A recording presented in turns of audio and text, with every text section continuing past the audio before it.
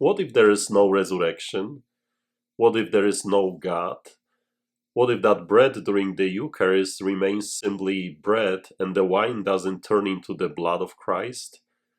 They keep telling us that Jesus is the Son of God and that He gave His life for me and you. But what if that's not true? What if my baptism doesn't mean anything but was only some religious symbol? What if all the confessions I attended didn't do anything to me? What if my sins were not forgiven at all? What if all those hours I spent in church and those countless prayers I have recited repeatedly were only a waste of time? What if all those times I helped others, forgave my enemies, prayed for those who hurt me and loved even though it was so difficult, don't mean anything? What if all of that is just made up by some people? And what if I die and there is nothing else but just the end? Blessed are those who have not seen and have believed. I must tell you that I like Thomas very much. I appreciate his honesty.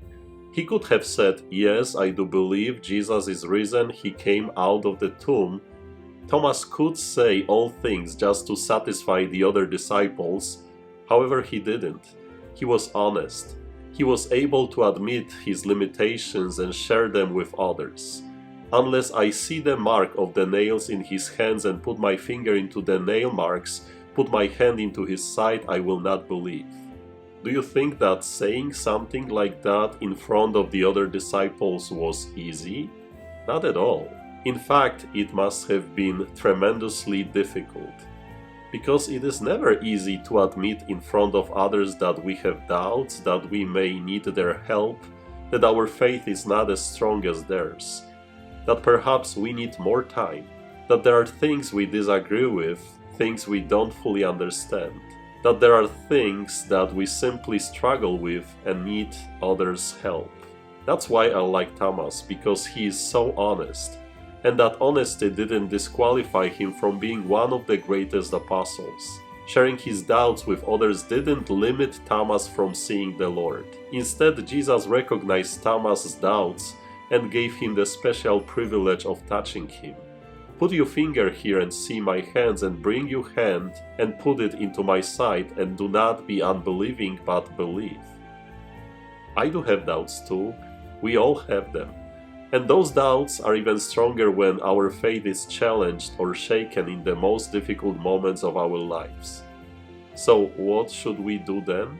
I think that just like Thomas, instead of wearing a mask and hiding those doubts and weaknesses, we should be very honest with God, with ourselves, and with others, and pray, "My Lord and my God, please increase my faith, because you know how difficult it is to have strong faith today. You know that others will be telling me that my religion is only a waste of time and that you don't exist. My Lord and my God, I am asking for a strong faith. I do have doubts, I do have questions, but blessed are those who have not seen and have believed." So when we pray, we ask for many things. But let us never forget to pray for faith. And let's go to work. God bless you.